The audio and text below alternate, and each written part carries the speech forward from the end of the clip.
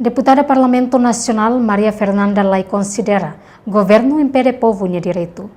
Deputada Parlamento Nacional Maria Fernanda Lai declaração tone quinta-feira semana relaciona a ordem banco comercial e a Timor-Leste nebe fosai katak bafoti conta bancária obrigatório tem que o cartão bilhete de identidade KBI. Foi informação foi levado pela telefone. Caso menos acontece o CIRANEB, cara, projetos ministeriais, né?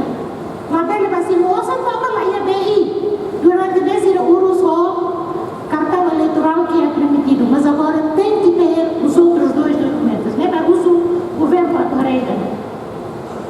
Senhor Presidente, produção AIHA liga a mudança climática, não é importação AIHA. E também que está fosse a semana ir de Uba sai, preço sai, para o governo intervém a preço. Mas só isso estabiliza preço sermé, ou intervenção governamental, que é feito. Leva-me uso, a IHAN também está passando a carne na Fátima e tem população. Malnutrição também aumenta. E pior, Rio e Viqueque, município de Viqueque, Rodili. Dili é malnutrição, eu não entendo, Sr. Presidente. E é o parlamento de Inos Ocos. Por último, a uso trabalhadores da segurança e da EDTS do Parlamento aprova que a resolução nem que é feito. Sendo ona, sedal, ministro assunto parlamentar de Muclahatá.